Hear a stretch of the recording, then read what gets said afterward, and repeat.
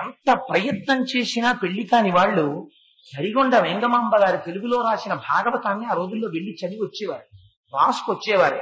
ఆ తల్లి బృందావనం ఇప్పటికీ ఉంది. ఆ తల్లి కొంతకాలం తపస్సు చేశారు. రహస్య మార్గంలో సొరంగం ద్వారా అంతరాలయంలోకి వచ్చేసేవారు ఆవిడ. రాత్రిళ్ళు తలుపులు వేసేసిన తర్వాత లోపలికి వచ్చే చేయబడినటువంటి అలంకారం మార్చేవారు. ఆఖరికి ఒక రోజున ఆలయం పరిపాలించేటటువంటి మండలిలో ఒక సభ్యుడికి అనుమానం వచ్చి ఆలయంలో మూల కూర్చున్నారు తలుపులు వేసేశాక. తీరా చూసేసరికి తరిగొండ వెంగమాంబ గారు వచ్చారు. ఆవిడ తేజస్సు చూసి అడిగిపోయాడు ఆయన. సరే ఆ తరువాతి కాలంలో వద్దన్నా ఆవిడ ఎక్కడున్నారో బయట పెట్టేశారు. అరణ్యంలో గుహలో కూర్చున్నారు. వెంకటేశ్వర స్వామి చెప్తే ఆవిడ రోజు వెంకటేశ్వర స్వామి వారు ఆవిడ దగ్గరికి వచ్చి కూర్చునేవారు. రాత్రి ఏకాంత సేవ అయిపోయాక ఆవిడ భాగవతం చెప్తుండేవారు, ఆయన వింటూ ఉండేవారు. ఒక రోజు మంచి రసకందాయమైన ఘట్టం నడుస్తోంది. నడుస్తుంటే సుప్రభాతం సమయం అయిపోయింది, వెంగమాంబ నేను బయలుదేరుతానన్నారు. ఊరుకో, నువ్వు అంతటా ఉన్నవాడివి, నువ్వు వెళ్ళిపోవడం ఏంటి? నేను భాగవతం చెప్తున్నాను, ఇలా వెళ్ళిపోతే కుదరదు, నువ్వు పూర్తిగా వినవలసిందే. నువ్వు అక్కడా దర్శనం ఇవ్వగలవు, ఇక్కడా దర్శనం ఇవ్వగలవు, నాకు తెలియదనుకుంటున్నావా? ఇక్కడే కూర్చోవాలన్నారు. అంటే కుదరదు వెంగమాంబ, భక్తులందరూ ఎదురు చూస్తుంటారు, నేను బయలుదేరిపోతున్నానని అంతర్ధానం అవుతున్నారు. ఎక్కడికి పోతామని పట్టు పీతాంబరం పట్టుకున్నారు. పట్టుకునేటప్పటికి పీతాంబరం పుర్రుని చిరిగిపోయింది, స్వామి అంతర్ధానం అయిపోయారు. తీరా తలుపులు తీసేసరికి చిరిగిపోయిన పట్టు పీతాంబరంతో స్వామి దర్శనం ఇచ్చారు. హడిలిపోయారు అర్చకులు. హడిలిపోయి ఎక్కడుంది పట్టు పీతాంబరం ముక్క అంటే ఇంకెక్కడుంటుంది, వెంగమాంబ గారి ఇంట్లో ఉంటుంది, ఆవిడే కదా అంత చనువున్న భక్తురాలు అని వెంగమాంబ గారి ఇంటికి వచ్చారు. చూశావా ఎంతంతరంగా పారిపోయాడో, ఇంకా పోలేదు చాలా బుద్ధి అనుకున్నారు. మళ్ళీ వచ్చినప్పుడు ఇచ్చేద్దాంలే, మనకెందుకనా పీతాంబరం మడత పెట్టా తీసుకెళ్లి వచ్చి అడిగారమ్మా పీతాంబరం మొక్క మీ ఇంట్లో ఉందా అని. అగో ఆ పూజా మందిరంలో పెట్టాను, ఉండమంటే ఉండకుండా తెల్లారకట పారిపోయాడు, పీతాంబరం చిరిగిపోయి చేతిలోకి వచ్చిందన్నారు. అంటే ఆ పీతాంబరం మొక్క అర్చకులు పట్టుకెళ్లారు. అంతగా తల్లి వెంకటేశ్వర స్వామి వారిని ఆరాధించి ఆయన కథ ఆయనకి చెప్పి ఆయన పరవశించిపోయేటట్టు చేసిన తల్లి వెంగమాంబ గారు. ఎంత చిత్రం చూడండి. భగవత్ కథకి ఉండే లక్షణం ఏమిటో తెలుసా అండి? పొంగిపోతూ తాను అనుభవించినటువంటి విషయాన్ని అరమరికలు లేకుండా చెప్పగలిగినటువంటి వక్త, అది వింటూ పొంగిపోయేటటువంటి శ్రోతలు ఉన్న చోటికి నిజంగా భగవత్ కథ జరుగుతుంటేట నిజంగా వెంకటేశ్వర స్వామి గారే వచ్చేసి ఇదిగో చూసారా నేను వచ్చానన్నా, కాసేపు నీకు కథ జరుగుతుంటుంది వీటి అంటారు. భగవంతుని కన్నా భగవత్ కథ అంత అందంగా ఉంటుంది. నారద మహర్షి పద్మావతీదేవి యొక్క హస్తాన్ని చూసి పాణి పద్మతలాకారో పాదౌ స్వస్తికాయుతౌ, అమ్మా నీ చేతులు పద్మాకారంలో ఉన్నాయమ్మా అని ఒక మాట చెప్పారు. పతిర్భవతి ధర్మజ్ఞే త్రిలోకేశో రమాపతి, నీకు భర్తగా వచ్చేటటువంటి వాడు 3 లోకములకు శాసకుడైనటువంటి పరమేశ్వరుడు వెంకటేశ్వరుడు నీ భర్త అవుతాడు అని. నారద మహర్షి యొక్క వాక్కు, అయ్యవారు చేసిన ప్రతిజ్ఞ, పద్మావతి శ్రీనివాసుల పరిణయం పూర్తయింది. ఆ వారిద్దరి పరిణయం పూర్తయిన తరువాత 6 నెలల పాటు శ్రీనివాస మంగాపురంలో విడిది చేసినటువంటి వెంకటేశ్వరుడు, ఎందుకంటే వివాహం అయిన తరువాత కొత్త జంట 6 నెలల పాటు కొండ ఎక్కకూడదు, ఇది పాటించి చూపించారు వెంకటేశ్వరుడు. అగస్త్య మహర్షి చెప్పారు 6 నెలల పాటు కొండ ఎక్కకూడదు అని. అందుచేత అగస్త్యాశ్రమంలో ఉండిపోయారు. కళ్యాణమూర్తి అయినటువంటి వెంకటేశ్వరుడు అమ్మవారితో కలిసి ఉన్నటువంటి ప్రాంతం కనుక దానికి కళ్యాణ శ్రీనివాసం అని, శ్రీనివాస మంగాపురం అని పేర్లు వచ్చాయి. సరే 6 నెలలు ఉన్న తర్వాత కొండ మీదకి వెళ్ళారు. ఆ వాల్మీకములో ఉండేటటువంటి భవంతిని చేరి అక్కడ ఉండగా ఒకనాడు తొండమాన్ చక్రవర్తిని పిలిపించారు. తొండమాన్ ఎవరో నిన్నటి రోజున మీకు విజ్ఞాపన చేసి ఉన్నాను. ఆకాశరాజు గారి యొక్క తమ్ముడు తొండమాన్. ఎందుకని ఆకాశరాజు గారికి తొండమాన్కి సగం సగం రాజ్యాలను ఇచ్చారు సుధర్మ మహారాజు గారు. ఆ తొండమాన్ చక్రవర్తిని తన దగ్గరికి పిలిపించుకుని నాకిక్కడ నువ్వు ఆలయం నిర్మించవలసింది అని చెప్పారు వెంకటేశ్వర స్వామి వారు. అదిగో అప్పుడు నిర్మింపబడింది ఆనంద నిలయ విమానంతో కూడినటువంటి ఆ వెంకటాచల దేవాలయం. ఎలా ఉండాలో, ఆ దేవాలయంలో ఎన్ని గదులు ఉండాలో, ఏ మూల ఏది ఉండాలో, అగ్నిశాల ఎక్కడుండాలో, వచ్చిన వాళ్ళు కూర్చోవడానికి వేదికలు ఎన్ని ఉండాలో, ఎన్ని ప్రాకారాలు ఉండాలో, ఎన్ని గోపురాలు ఉండాలో, విమానం ఎలా ఉండాలో అన్నీ శ్రీ వెంకటేశ్వరుడే చెప్పారు. ఆయన చెప్పిన దానికి అనుగుణంగా ఆలయ నిర్మాణం అంతా పూర్తి చేశారు. లక్ష్మీదేవి వస్తే తప్ప ఆలయంలో ప్రవేశించడానికి పరిపూర్ణత కలగదని ఆనాడు మళ్లీ సూర్యనారాయణమూర్తిని గరుత్మంతుణ్ణి పంపించి లక్ష్మీదేవిని పిలిపించారు. లక్ష్మి అంత తొందరగా వస్తుందా అంటే వెంకటేశ్వరుడు స్పృహ తప్పి పడిపోయారని చెప్పవయ్యా, పరిగెత్తుకు వస్తుంది అమ్మవారన్నారు.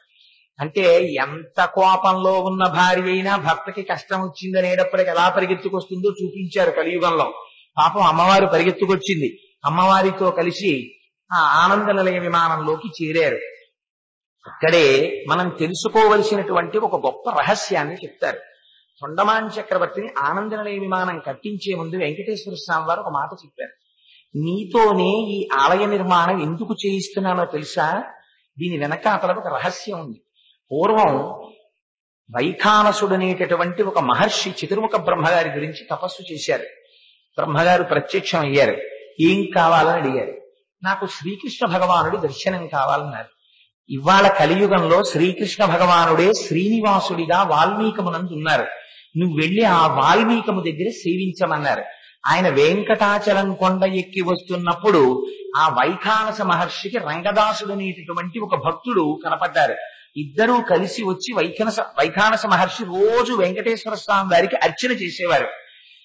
అప్పుడే ఈ రంగదాసుడు ప్రతిరోజు వెళ్లి స్వామివారికి కావలసిన పుష్పాల్ని అక్కడ ఉండేటటువంటి పుష్కరిణిలో నీళ్లు పట్టుకొస్తుండేవాడు. పెద్ద నుయ్యి ఒకటి తవ్వాడు. ఆ నుయ్యి ఇప్పటికీ మీరు చూడొచ్చు. ఎక్కడుందో తెలిసినండి ఆ నుయ్యి? మనం స్వామివారి ఆలయంలోకి వెళ్లి దర్శనం చేసుకున్న తరువాత బయటికి వచ్చేస్తే ఎడం పక్క నుంచి అలా పైకి ఎడం పక్కకెడితే వకుళమాత దర్శనం అవుతుంది. వకుళమాత దర్శనం చేసి బయటికి వచ్చిన తరువాత తీర్థం ఇచ్చి తల మీద శఠారి పెడతారు. ఆ పాదుకలు తీసుకుని మెట్లు కిందకి దిగుతాం. దిగగానే మీరు ఎడం పక్కకి చూస్తే ఒక బావి ఉంటుంది. ఆ బావి రంగదాసుడు తవ్వినటువంటి బావి. ఈ బావి నువ్వు తవ్వింది. అందుకని నీకు ఆనాడు నువ్వు చేసినటువంటి మహోత్కృష్టమైన సేవకి గుర్తుగా నీ చేత ఇప్పుడు ఆనంద నిలయ విమానం కట్టిస్తున్నానన్నారు. ఆనాడు నేను నుయ్యి తవ్వి ఎందుకు చేశానని అడిగారు తొండమాన్. అడిగితే స్వామి చెప్పారు అప్పుడు రహస్యం. ఒకనాడు నువ్వు స్వామి పుష్కరిణి పక్క నుంచి నా సేవ కోసమని పువ్వులు తేవడానికి వెడుతుండగా గంధర్వుల జంట పుష్కరిణిలో స్నానం చేస్తుంటే వాళ్ళ యొక్క అందచందాల్ని చూసి ఆకర్షితుడవై ఆ పుష్కరిణి పక్కన నిలబడిపోయావు. చాలా ఆలస్యంగా తిరిగి వెనక్కి వచ్చావు. వైఖానస మహర్షికి నీ మీద కోపం వచ్చింది. ఇంతసేపు వెళ్లిన వాడివి ఎందుకు రాలేదని అడిగారు. ఆనాడు నువ్వు గంధర్వుల యొక్క మిథునాన్ని చూస్తూ ఉండిపోయానని చెప్తుంటే వైఖానస మహర్షికి ఆగ్రహం వస్తుందేమోనని నేను పుట్టలోంచి పైకొచ్చాను. పైకొచ్చి ఈ రంగదాసుని క్షమించవలసింది, ఇతడి నుయ్యి తవ్వాడు, నాకింత సేవ చేశాడని వైఖానస మహర్షికి వెంకటేశ్వర స్వామి వారు ఆ రోజున వరమిచ్చారు. ఇంత కష్టపడి నాకు నువ్వింత సేవ చేశావు కాబట్టి ఇంకా భవిష్యత్తులో తిరుమల క్షేత్రంలో వైష్ణవులలో వైఖానసులు మాత్రమే నాకు అర్చన చేస్తారని చెప్పి వరమిచ్చారు.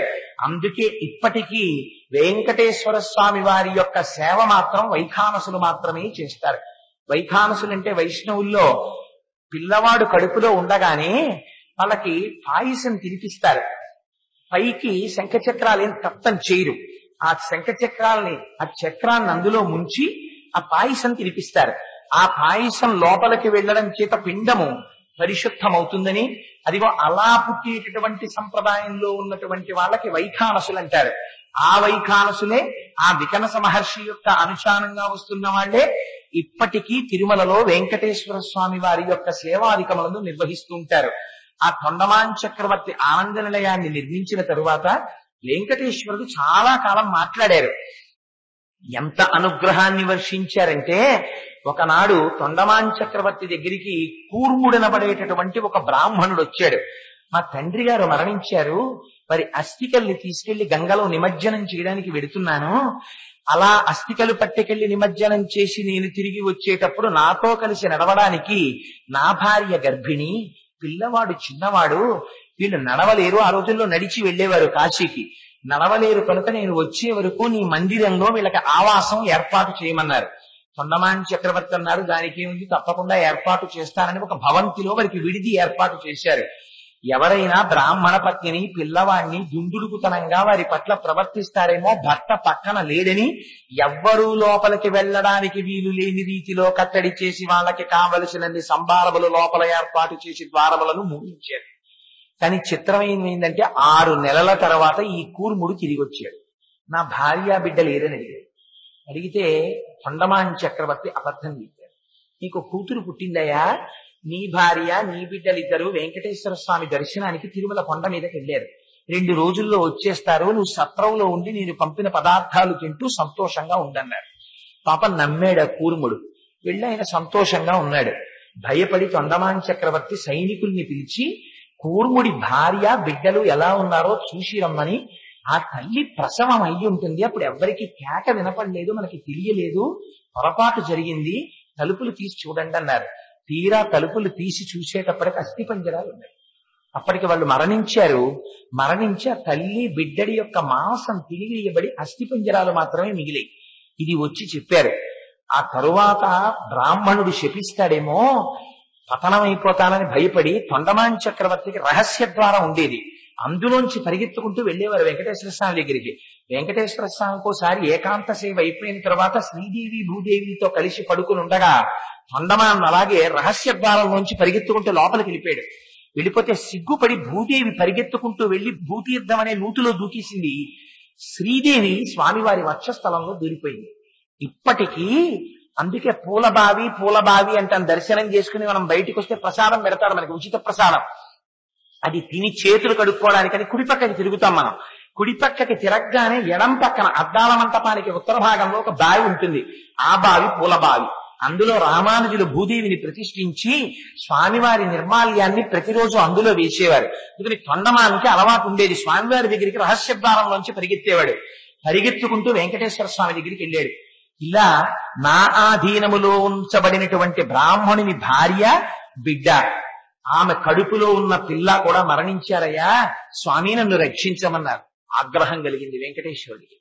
రాజ్యమును పరిపాలించేవాడి వయ్యుండి కూడా ధర్మభ్రష్టుడవై ఒక బ్రాహ్మణుని యొక్క భార్యని బిడ్డన్ని రక్షిస్తానని మాట ఇచ్చి వాళ్ళు ఆకలితో కేకలు వేసి మరణిస్తే ఈ రీతిలో వాళ్ళకి ఏర్పాట్లు చేశావా అని ఆగ్రహించి, అయినా నువ్వు నాకు పిల్లనిచ్చిన మామగారికి తోడపుట్టిన వాడివ కనుక నీకు ఉపకారం చేస్తాను అని చెప్పి ఆ అస్థికల్ని పట్టుకుని ఆ పాండవ తీర్థం దగ్గరికి తీసుకురమ్మన్నారు. దాన్ని గోగర్భం అంటారు. అప్పుడు పల్లకీలో తీసుకెళ్లారు అస్థికలు. వెంకటేశ్వర స్వామి వారు కంఠం వరకు నీళ్లలో మునిగి ఆ నీటిని తీసి ఆ అస్థికల మీద చల్లారు. చల్లితే ఆ పిల్లలు తల్లి మళ్ళీ బ్రతికారు. అప్పటి నుంచి స్వామి ప్రతిజ్ఞ చేశారు, నాకు అసహ్యం వేసింది, మీరు చేసేటటువంటి పొరపాట్లు రోజు రోజుకి మితిమీరిపోతున్నాయి, అందుకని ఇక నుంచి నేను మాట్లాడను. ఎప్పుడైనా నాకు ఏదైనా పొరపాటు జరిగిందనిపించినా, ఏదైనా నేను అనుగ్రహించి చెప్పాలనుకున్నా అర్చకుల ద్వారా మాట్లాడతానన్నారు. అప్పటి నుంచే ఎప్పుడెప్పుడు పొరపాటు జరిగినా అర్చకుల ద్వారా మాట్లాడతారు. లేదా తిరుమల ఆలయానికి ఉన్న గొప్పతనం ఏమిటో తెలుసా అండి? తాళ్లతో కట్టేయబడినటువంటి గంటలు మోగుతాయి తిరుమలలో. రాత్రి తాళ్లు కట్టేస్తారు. పివిఆర్కే ప్రసాద్ గారు ఎగ్జిక్యూటివ్ ఆఫీసర్ గా ఉండగా సర్వసంభవంలో రాసుకున్నారు. వరుణయాగం చేశారు. వరుణయాగం చేస్తే బ్రహ్మాండమైన ఎండ, పల్లకీ పట్టుకుని స్వామివారిని తీసుకురావడం కోసమని ఛత్రాలు కూడా పట్టుకోకుండా వెళ్ళారు. ఇంత ఎండ వర్షం పడుతుంది ఏమిట్లే అని. యాగం పూర్తయిపోయింది. ఆ ఉత్సవ విగ్రహాన్ని తీసుకెళ్లి పల్లకీలో పెట్టుకుని తీసుకొస్తున్నారు. వెనకాతల పత్రికా విలేకరులు పరిహాసం ఆడారు. పివిఆర్కే ప్రసాద్ గారు ఎగ్జిక్యూటివ్ ఆఫీసర్ గారు స్వామివారికి వరుణయాగం కోసమని ఇన్ని లక్షలు ఖర్చు పెట్టాడు, వాన చొక్క పైనుంచి పడలేదు, ఈవో గారి కంటి వెంట నీళ్లు వచ్చాయి అన్నారు. ఈ మాటలు వింటున్నారు ప్రసాద్ గారు. స్వామి నీ అనుగ్రహం ఇంతే అయితే నేను ఏం చేయగలను అనుకున్నారు. ఏం విన్నాడో స్వామి, ఆకాశంలో పెద్ద శబ్దం వినిపించింది. ఏమిటి ఆ శబ్దం అనుకున్నారు. నిమిషాల మీద నల్లటి మబ్బు పట్టేసింది. ఎంత వర్షం కురిసిందో తెలుసా అండి? మరునాడు స్వామివారికి అభిషేకం జరిగేటప్పుడు చీఫ్ ఇంజనీర్ పరిగెత్తుకుంటూ వచ్చి ప్రసాద్ గారికి చెప్పాడు, గోగర్భం డ్యాం నిండిపోయిందని. స్వామి చాలా నమస్కారం చేశారు. ఆ ముందు రోజు రాత్రి గంటలు మోగాయి. మోగితే పివిఆర్కే ప్రసాద్ గారికి ఫోన్ చేశారు, ఈవో గారికి, గంటలు మోగుతున్నాయి రాత్రి గుళ్ళోనని. పివిఆర్కే ప్రసాద్ గారు కొండ మీదకి వెళ్లారు. సీళ్లు బదలగొట్టించి తలుపులు తీశారు. కట్టేసి ఉన్నాయి గంటలు. కట్టేసి ఉన్న గంటలు ఎలా మోగాయని గర్భాలయం అవి తీసి చూశారు. ఎక్కడా చడి చప్పుడు లేదు. కానీ ఆయన ఫలసిద్ధినిచ్చారు. అంత బ్రహ్మాండమైన వర్షం పడింది. పొంగిపోయి నా జీవితంలో నేను మరిచిపోలేని సంఘటన అని మహానుభావుడు సర్వసంభవంలో రాసుకున్నారు. నాహంకర్త హరిహికర్త అని పెట్టుకున్నారు ఆ పుస్తకానికి పేరు. అందుకని శ్రీ వెంకటేశ్వరుడు అప్పటి నుంచి ఇప్పటి వరకు మాట్లాడుతూనే ఉన్నారు. నా మిత్రుడు నిన్న ఒక కోరిక కోరారు. ఏమయ్యా కోటేశ్వరరావు, పద్మావతీదేవి ఆయన భార్య అంటారు, బానే ఉంది, బీబీ నాంచారి శ్రీ వెంకటేశ్వరుడి భార్య అని చెప్తుంటారు. మహమ్మదీయ కుటుంబంలో పుట్టినటువంటి వనిత వెంకటేశ్వర స్వామి వారికి భార్య ఎలా అయింది? ఎక్కడుంది బీబీ నాంచారి? పద్మావతీదేవి గుళ్ళో ఉందా? తిరుమలలో వెంకటేశ్వర స్వామి గుళ్ళో ఉందా? ఎక్కడుంది? ఏ ప్రమాణాన్ని ఆధారం చేసుకుని బీబీ నాంచారి ఆయన భార్య అని చెప్తున్నారు? 4 మాటలు నీకేమైనా తెలిస్తే చెప్తావా అన్నారు. ఈ విషయం చాలా మంది అడుగుతున్నారండి బేగ్ గారు, రేపు వేదిక మీదే చెప్తానులేండి అన్నారు. అందుకని ఇప్పుడు నేను ఒక విషయాన్ని అందుకని ప్రస్తావన చేయవలసి వచ్చింది. తిరునారాయణపురం అని కింద నారాయణపురంలో వెంకటేశ్వర స్వామి వారికి పెద్ద దేవాలయం ఉండేది. నేను మొట్టమొదటి రోజున విజ్ఞాపన చేశాను 4 దేవాలయాలు ఉండేవని. అందులో ఆ తిరునారాయణపురంలో ఉండేటటువంటి వెంకటేశ్వర స్వామి వారి ఉత్సవ విగ్రహానికి సంపత్కుమారుడు అని పేరైంది. ఆ సంపత్కుమార విగ్రహాన్ని ఢిల్లీని సుల్తానేట్ వంశం వాళ్ళు పరిపాలిస్తున్నటువంటి రోజుల్లో ఢిల్లీ సుల్తాన్ గారు తిరుమల క్షేత్రానికి దండయాత్రకు వచ్చారు. ఓరుగల్లు దాటిపోయి ఇటువైపుగా దండయాత్రకు వచ్చినప్పుడు ఆయనకి ఎందుకు ముచ్చట కలిగిందో, స్వామి ప్రేరణ ఏం కలిగిందో, దేవాలయంలో ఉన్నటువంటి స్వామివారి ఉత్సవ విగ్రహాన్ని ఢిల్లీ పట్టుకెళ్ళిపోతే అది అంతఃపురానికి వెళ్ళిపోయి అంతఃపురంలో పెట్టారు. ఢిల్లీ సుల్తాన్ గారి కూతురు ఆ విగ్రహాన్ని చూసింది. ఆ తల్లికి ఏం కనపడిందో అందులో, అబ్బాయి ఎంత అందంగా ఉన్నాడో, స్వామిని రోజు మహమ్మదీయ కుటుంబంలో జన్మించిన జన్మ కారణం కాదండి. మా బేగ్ గారిని మా హరిప్రసాద్ గారు ఎప్పుడు బేగి శాస్త్రి గారు అంటుంటారు. ఆయనకి తెలుసున్నన్ని విషయాలు హిందువుల్లో పుట్టిన చాలా మందికి తెలియదు. అందుకని అంత భక్తి కలిగిన వారు ఏమో ఒక్కొక్కసారి ఉంటారు, ఎవరిని పడితే వారిని కేవలం జన్మచేత మతం చేత మనం నిర్ణయించలేము. తానీషా గారు పుట్టలా? తానీషా గారు రామచంద్రమూర్తి యొక్క వైభవాన్ని ఆవిష్కరించిన మహాపురుషుడు కాడు? అందుకని అదిగో ఆనాడు ఆ ఢిల్లీ సుల్తాన్ గారి కుమార్తె అయినటువంటి బీబీ ఆవిడ మోహించింది స్వామిని చూసి. ఆయనని తన భర్తగా భావించి సేవలు చేసింది. భగవద్ రామానుజులకి తెలిసింది తిరునారాయణపురంలో ఉండవలసినటువంటి ఉత్సవమూర్తి ఢిల్లీ సుల్తాన్ దగ్గర ఉండిపోయారు. ఢిల్లీ వెళ్లి ఆయన సుల్తాన్ గారిని మెప్పించి ఆ ఉత్సవమూర్తిని తీసుకొచ్చేశారు. ఆ స్వామిని విడిచిపెట్టి ఉండలేకపోయింది ఆయన కుమార్తె. ఆవిడ కూడా వచ్చేసిన తర్వాత ఆలయంలో స్వామికి ప్రతిష్ఠ అయిపోయింది. ప్రతిష్ఠ అయిపోతే స్వామి ఇంకా బయటికి రాదు. స్వామికి ప్రతిష్ఠ అయితే ఆవిడ ఏడిచింది. నేను మహమ్మదీయ కుటుంబంలో పుట్టిన స్వామి పట్ల అపారమైన వ్యామోహం పెంచుకున్నాను, ఆయన్ని చూడకుండా ఉండలేను అని అడిగింది. రామానుజుల హృదయం కరిగిపోయి అమ్మ నీకే నిబంధన అడ్డు రాదు, ఇవాళ ఇది చెప్పించాలనేనేమో స్వామి బేగ్ గారితో దండించాడు నాకు. అందుకని ఏ నిబంధనలు అడ్డురావు, భక్తి ప్రధానం. వెళ్లి దర్శనం చేయమన్నారు. ఎవ్వరికీ దక్కని అదృష్టం ఆ రోజున ఏమైందో తెలుసా అండి? ఢిల్లీ సుల్తాన్ గారి కుమార్తె లోపలికి వెళ్లి స్వామిని చూసి కన్నుల నీరు కారుస్తూ స్పృహ తప్పి పడిపోయి స్వామిలో ఐక్యమైపోతే అప్పుడు భగవద్ రామానుజులు నిర్ణయం చేశారు, ఈమె కారణ జన్మురాలు, సాక్షాత్ ఆండాళ్ వంటి తల్లి, ఏమో ఏ కారణం చేతనో మహమ్మదీయ కుటుంబంలో జన్మించింది అని అప్పుడు బీబీ నాంచారికి విగ్రహం చేయించారు. ఆ విగ్రహం ఇప్పటికీ ఎక్కడుందో తెలుసా అండి? ఆ విగ్రహాన్ని రామానుజాచార్యుల వారికి శ్రీరంగంలో ఉన్న శ్రీరంగనాథుడు అంటే చాలా ఇష్టం. శ్రీరంగనాథుడికి వెంకటేశ్వరుడికి తేడా ఉండదు. ఎందుకుండదో ఆలయ దర్శనంలో మీకు చెప్తాను. అందుకని శ్రీరంగనాథుడి పాదాల చెంత బీబీ నాంచారిని ప్రతిష్ఠ చేశారు. ఇది ఇప్పటికీ శ్రీరంగం వెడితే బీబీ నాంచారి విగ్రహం ఏదంటే చూపిస్తారు, పాదాల దగ్గర ఉంటుంది. అందుకని ఒక మహమ్మదీయ కుటుంబంలో జన్మించి వెంకటేశ్వరుడి యొక్క పత్నీత్వాన్ని పొందినటువంటి మహాదృష్టాన్ని పొందినటువంటి తల్లి బీబీ నాంచారి. సరే, అక్కడికి ఆ విషయాన్ని పరిసమాప్తం చేస్తూ అదిగో ఆనాడు తొండమాన్ చక్రవర్తి కట్టినటువంటి ఆనంద నిలయ విమానంలో నువ్వే రంగదాసుడివి. ఆనాడు ఆ స్వామి పుష్కరిణి దగ్గర గంధర్వుల యొక్క స్నానాన్ని చూసి మైమరిచిపోయి తిరిగొస్తే వైఖానసుడు కోపగిస్తే నీకు ఆయనకి వరం ఇచ్చాను, మీ వంశం వాళ్ళు నాకు పూజ చేస్తారు, ఈ రంగదాసుడు వచ్చే జన్మలో తొండమాన్నై పుట్టి ఇతడే నాకు గుడి కడతాడని వరం ఇచ్చాను. అదిగో ఆ వరప్రభావం చేత తొండమాన్ చక్రవర్తి వెంకటేశ్వర స్వామి వారికి ఆనందనిలయ విమానాన్ని కట్టించింది వారే. ఆయనే గుడి కట్టారు. గుడి కట్టిన తరువాత అందులోకి ప్రవేశించారు. కానీ రాను రాను తొండమాన్ చక్రవర్తిలో కొంచెం అహంకారం బయలుదేరింది. నా అంతటి భక్తుడు లేడు, నేను వెంకటేశ్వరుడికి గుడి కట్టిన వాణ్ణి, స్వామి నాతో మాట్లాడతారని. అప్పుడు ప్రతిరోజు ఆయన స్వర్ణ తులసీ దళాలతో స్వామికి అర్చన చేసేవాడు. అర్చన చేస్తుంటే వెంకటేశ్వర స్వామి వారు ఆయన యొక్క అహంకారాన్ని తొలగించాలనుకున్నారు. తొలగించాలనుకున్నారు కనుక మహానుభావుడు ఆయన యొక్క పాదముల మీద మట్టి తులసీదళం కనిపించేటట్టు చేశారు. ఆశ్చర్యపోయాడు తొండమాని, మట్టి తులసీదళం ఎక్కడదని. దీని గురించి ఆశ్చర్యపోతుంటే అశరీరవాణిగా పలికింది, నీ రాజ్యంలోనే ఈ ఒక మూలకి కుగ్రామంలో భీముడనేటటువంటి ఒక కుమ్మరివాడు ఉన్నాడు. ఆయన కేవలం మట్టి తొక్కి కుండలు చేసుకుంటాడు. ఆయన ఎంత భక్తుడంటే తనకున్న దాంట్లో నన్ను అర్చన చేస్తూ మట్టితో తులసిదళం చేసి నా పాదముల మీద ఉంచుతాడు.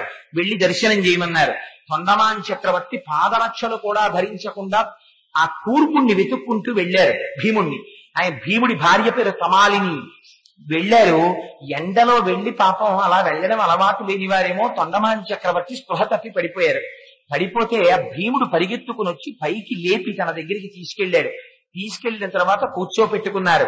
పొంగిపోయి వెంకటేశ్వర స్వామి వారు ఉభయనాంచారులతో కలిసి దర్శనమిచ్చారు. దర్శనమిస్తే భీముడు ఏమడిగాడో తెలుసా అండి ఆ రోజున? స్వామి, నాకు ఒక్కటే కోరిక, మా ఇంట్లో అంత అన్నం తినండి స్వామి అని అడిగాడు. అడిగితే వెంకటేశ్వరుడు అన్నారు, భక్తికి లొంగిపోతాడండి స్వామి. ఆయన అన్నారు, తప్పకుండా తింటానో, అంత అన్నం పెట్టమన్నారు. ఎక్కడ పెడతాడు? ఆయనకి ఏముంది ఆయన దగ్గర? రాజమహిషీ మధురై కటాక్షై వైదగ్ధ్యవర్ణకులకుంభ నగౌర వైర్యాం కండూలకర్ణకుహరాహ కవయోధయంతి హైమోర్ధ్వపుండ్రమజహన్మకుటం సునాసం మందస్మితం మకరకుండలచారుకంఠం బింబాధరం బహుళదీర్ఘకృపాకటాక్షం శ్రీవేంకటేశముఖమాత్మని సన్నిధత్తాం మనోజవం మరుతతుల్యవేగం జితేంద్రియం బుద్ధిమతాం వరిష్టం వాతాత్మజం వనరయూధముఖ్యం శ్రీరామదూతం శిరసా నమామి. అపదామపహర్తారం దాతారం సర్వసంపదాం లోకాభిరామం శ్రీరామం భూయో భూయో నమామ్యహం. శ్రీరామచంద్రం శ్రితపారిజాతం సీతాముఖాంబోరుహచంచరీకః సమస్త కళ్యాణగుణాభిరామః నిరంతరం మంగళమాతనోతు.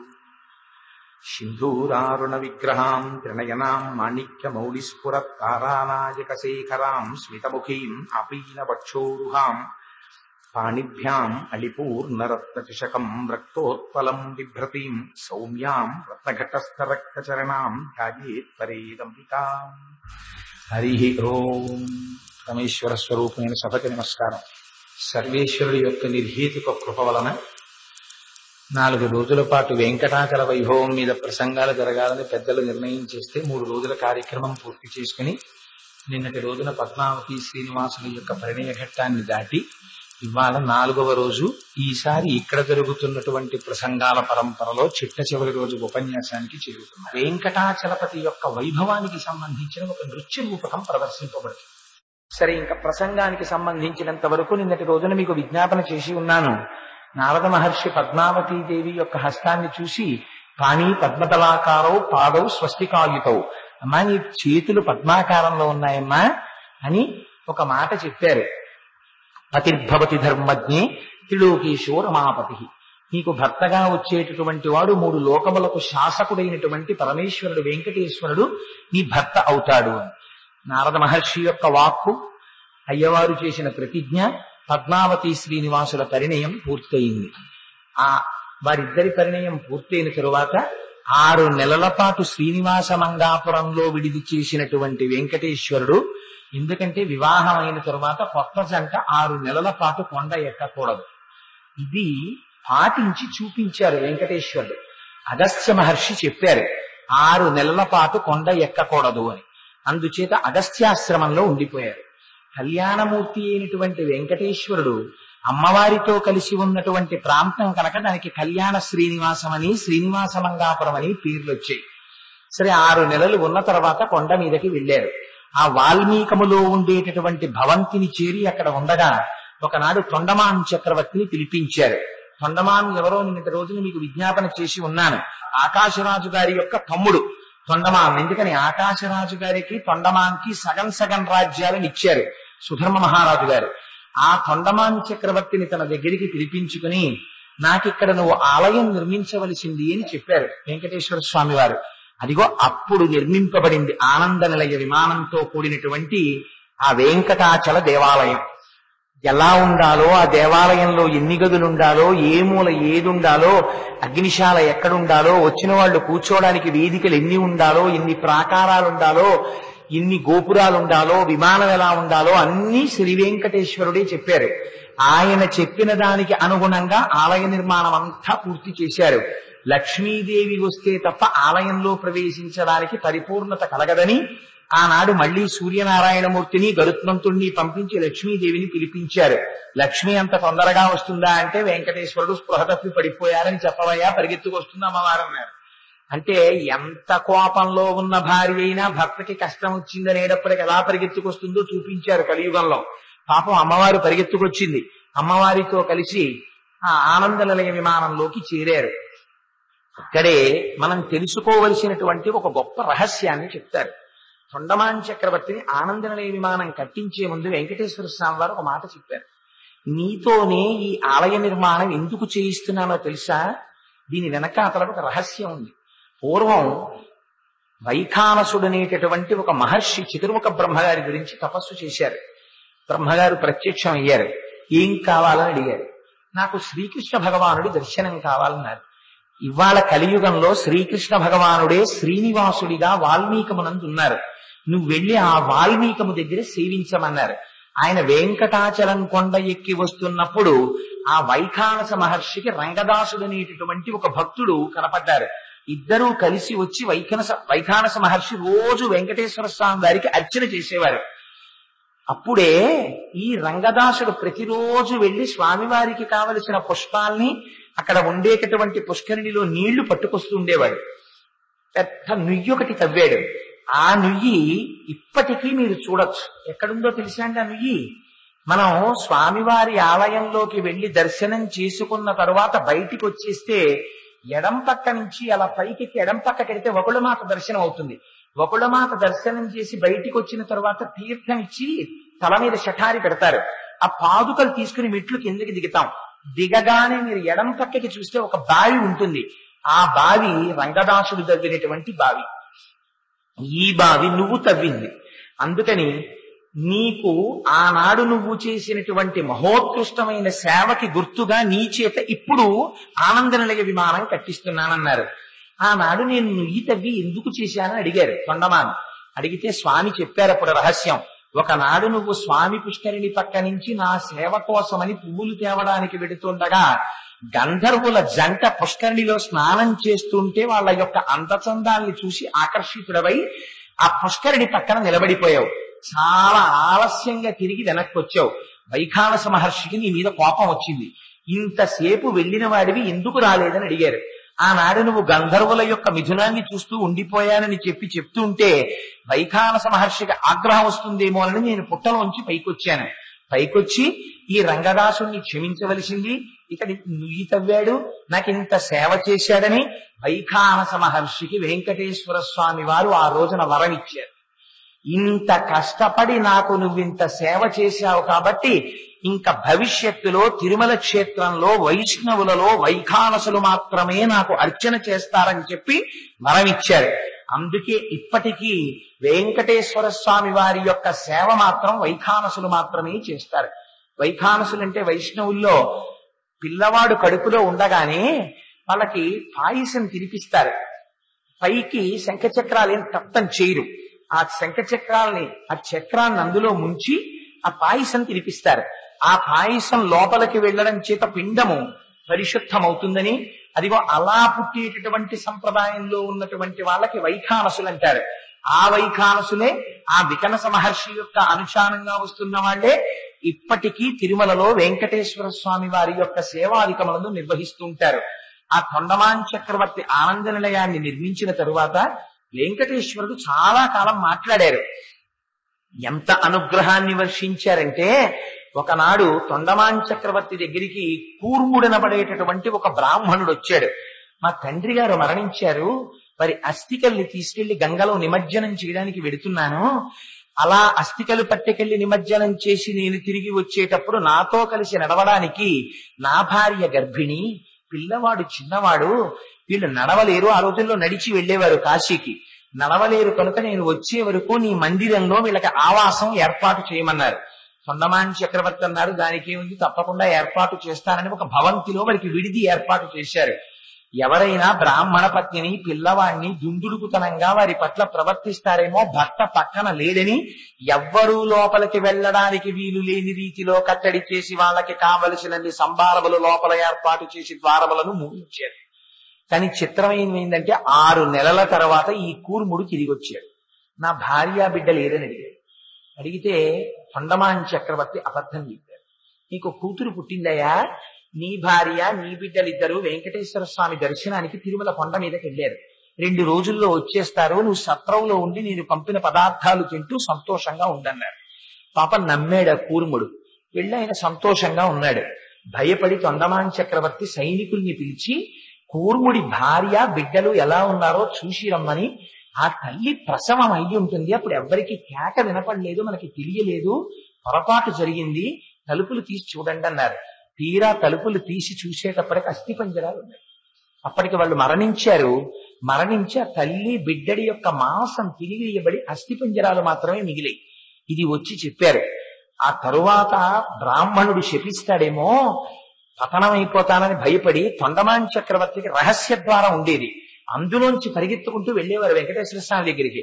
వెంకటేశ్వర స్వామికి ఒకసారి ఏకాంత సేవ అయిపోయిన తర్వాత శ్రీదేవి భూదేవితో కలిసి పడుకుని ఉండగా తొండమాన్ అలాగే రహస్య ద్వారంలోంచి పరిగెత్తుకుంటూ లోపలికి వెళ్ళిపోయాడు. వెళ్ళిపోతే సిగ్గుపడి భూదేవి పరిగెత్తుకుంటూ వెళ్లి భూతీర్థం అనే నూతిలో దూకేసింది. శ్రీదేవి స్వామివారి వక్షస్థలంలో దూరిపోయింది.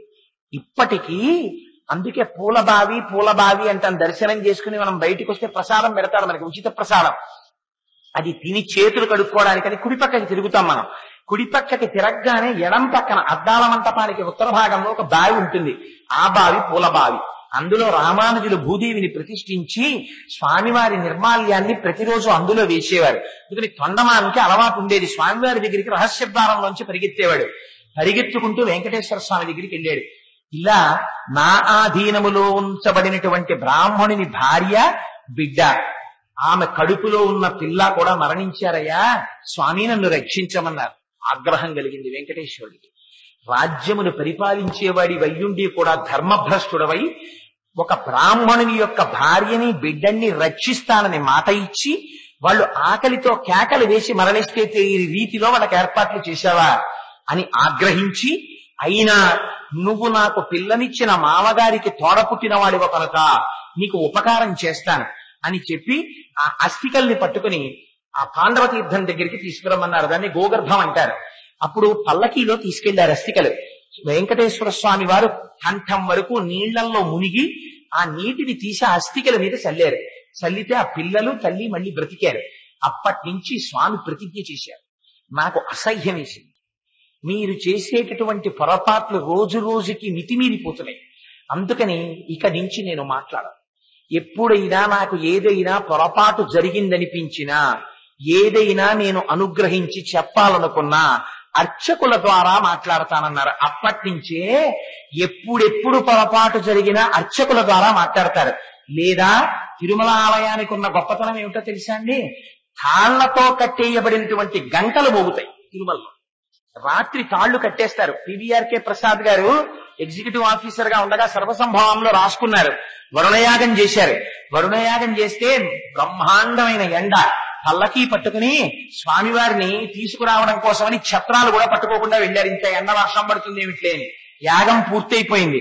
ఆ ఉత్సవ విగ్రహాన్ని తీసుకెళ్లి పల్లకీలో పెట్టుకుని తీసుకొస్తున్నారు. వెనకాతల పత్రికా విలేకరులు పరిహాసం ఆడారు. పివిఆర్కే ప్రసాద్ గారు ఎగ్జిక్యూటివ్ ఆఫీసర్ గారు స్వామివారికి వరుణయాగం కోసమని ఇన్ని లక్షలు ఖర్చు పెట్టాడు, వాన చొక్క పైనుంచి పడలేదు, ఈవో గారి కంటి వెంట నీళ్లు వచ్చాయన్నారు. ఈ మాటలు వింటున్నారు ప్రసాద్ గారు. స్వామి నీ అనుగ్రహం ఇంతే అయితే నేను ఏం చేయగలను అనుకున్నారు. ఏం విన్నాడో స్వామి, ఆకాశంలో పెద్ద శబ్దం వినిపించింది. ఏమిటి ఆ శబ్దం అనుకున్నారు. నిమిషాల మీద నల్లటి మబ్బు పట్టేసింది. ఎంత వర్షం కురిసిందో తెలుసా అండి? మరునాడు స్వామివారికి అభిషేకం జరిగేటప్పుడు చీఫ్ ఇంజనీర్ పరిగెత్తుకుంటూ వచ్చి ప్రసాద్ గారికి చెప్పాడు, గోగర్భం డ్యామ్ నిండిపోయిందని. స్వామి చాలయా అని నమస్కారం చేశారు. ఆ ముందు రోజు రాత్రి గంటలు మోగాయి. మోగితే పివిఆర్కే ప్రసాద్ గారికి ఫోన్ చేశారు ఈవో గారికి, గంటలు మోగుతున్నాయి రాత్రి గుళ్ళోనని. పివిఆర్కే ప్రసాద్ గారు కొండ మీదకి వెళ్లారు. సీళ్లు బదలగొట్టించి తలుపులు తీశారు. కట్టేసి ఉన్నాయి గంటలు. కట్టేసి ఉన్న గంటలు ఎలా మోగాయని గర్భాలయం అవి తీసి చూశారు. ఎక్కడ చడి చప్పుడు లేదు. కానీ ఆయన ఫలసిద్ధినిచ్చారు. అంత బ్రహ్మాండమైన వర్షం పడింది. పొంగిపోయి నా జీవితంలో నేను మరిచిపోలేని సంఘటన అని మహానుభావుడు సర్వసంభవంలో రాసుకున్నారు. నాహంకర్త హరిహికర్త అని పెట్టుకున్నారు ఆ పుస్తకానికి పేరు. అందుకని శ్రీ వెంకటేశ్వరుడు అప్పటి నుంచి ఇప్పటి వరకు మాట్లాడుతూనే ఉన్నారు. నా మిత్రుడు నిన్న ఒక కోరిక కోరారు. ఏమయ్యా కోటేశ్వరరావు, పద్మావతీదేవి ఆయన భార్య అంటారు, బానే ఉంది, బీబీ నాంచారి శ్రీ వెంకటేశ్వరుడి భార్య అని చెప్తుంటారు. మహమ్మదీయ కుటుంబంలో పుట్టినటువంటి వనిత వెంకటేశ్వర స్వామి వారికి భార్య ఎలా అయింది? ఎక్కడుంది బీబీ నాంచారి? పద్మావతీదేవి గుళ్ళో ఉందా? తిరుమలలో వెంకటేశ్వర స్వామి గుళ్ళో ఉందా? ఎక్కడుంది? ఏ ప్రమాణాన్ని ఆధారం చేసుకుని బీబీ నాంచారి ఆయన భార్య అని చెప్తున్నారు? 4 మాటలు నీకేమైనా తెలిస్తే చెప్తావా అన్నారు. ఈ విషయం చాలా మంది అడుగుతున్నారండి బేగ్ గారు, రేపు వేదిక మీదే చెప్తానులేండి అన్నారు.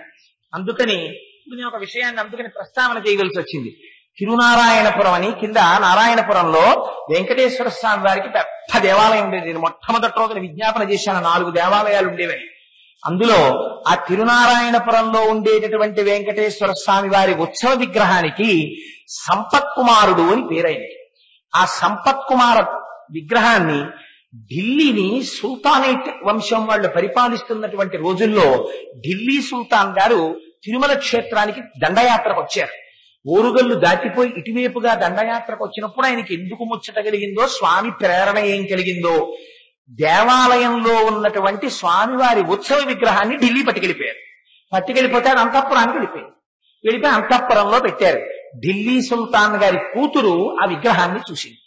ఆ తల్లికి ఏం కనపడిందో అందులో, అబ్బాయి ఎంత అందంగా ఉన్నాడో, స్వామిని రోజు మహమ్మదీయ కుటుంబంలో జన్మించిన జన్మ కారణం కాదండి.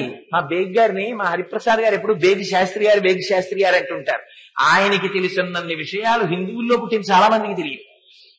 అందుకని అంత భక్తి కలిగిన వారు ఏమో ఒక్కొక్కసారి ఉంటారు. ఎవరిని పడితే వారిని కేవలం జన్మచేత మతం చేత మనం నిర్ణయించలేము. తానీషా గారు పుట్టలా? తానీషా గారు రామచంద్రమూర్తి యొక్క వైభవాన్ని ఆవిష్కరించిన మహాపురుషుడు కాడు.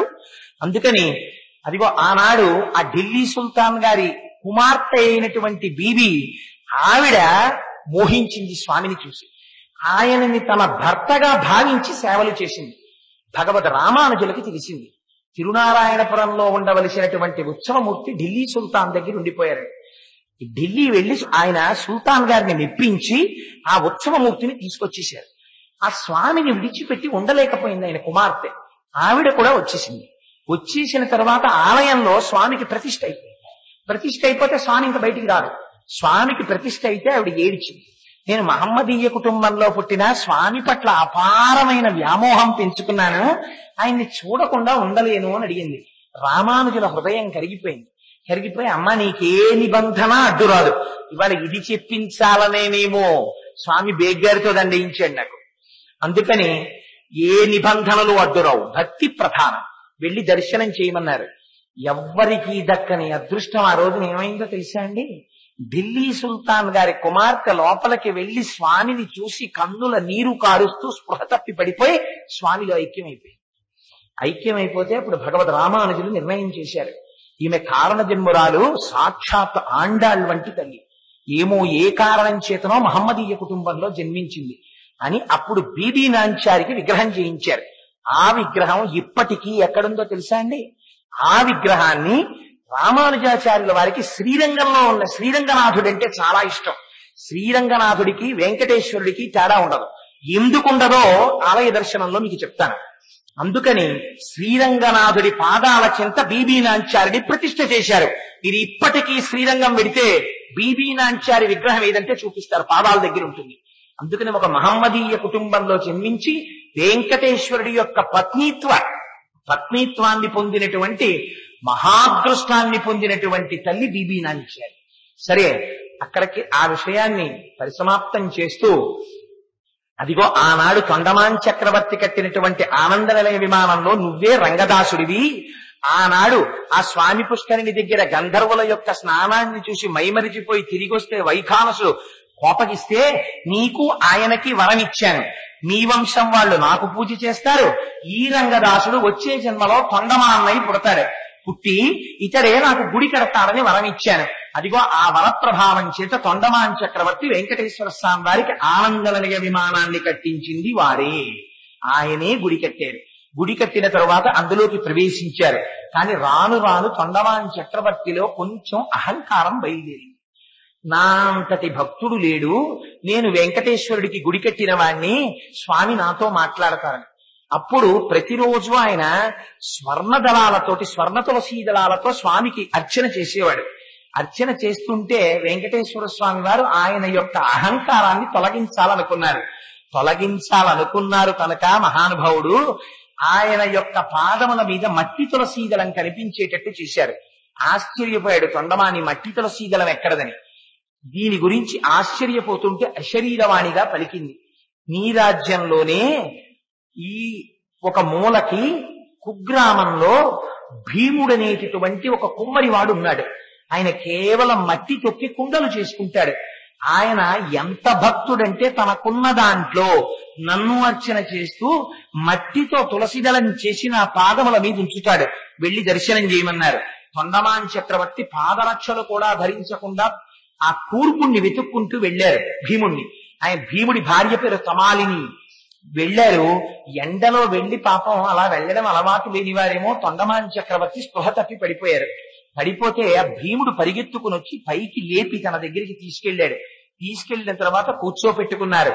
పొంగిపోయి వెంకటేశ్వర స్వామి వారు ఉభయనాంచారులతో కలిసి దర్శనమిచ్చారు. దర్శనమిస్తే భీముడు ఏమడిగాడో తెలుసా అండి ఆ రోజున? స్వామి నాకు ఒక్కటే కోరిక, మా ఇంట్లో అంత అన్నం తినండి స్వామి అని అడిగాడు. అడిగితే వెంకటేశ్వరుడు అన్నారు, భక్తికి లొంగిపోతాడండి స్వామి. ఆయన అన్నారు, తప్పకుండా తింటాను, అంత అన్నం పెట్టమన్నారు. ఎక్కడ పెడతాడు? ఆయనకి ఏముంది ఆయన దగ్గర? కుండలు చేస్తున్నాడు. ఆ చేయబడుతున్నటువంటి కుండని పగలగొట్టి అందులోనే పట్టుకొచ్చి గబగబా కాస్తంత అన్నాలు, పెరుగన్నాలు కలిపి పెడితే దాన్ని తిన్నారు వెంకటేశ్వర స్వామి వారు. తిని ఉభయనాంచారులు వేసుకున్నటువంటి నగలు తీసి భీముడి భార్య తమాలిని మెళ్ళో వేశారు. వెంకటేశ్వర స్వామి వారు తను కట్టుకున్న వస్త్రాలు తీసి భీముడికి కట్టారు. భీముడు తమాలిని అందరూ చూస్తూ ఉండగా విమానంలో పైకి వెళ్ళిపోయారు. ఇది ప్రత్యక్షంగా జరిగిన సంఘటన. నేనేం అభూత కల్పన చేసి చెప్పడం లేదు.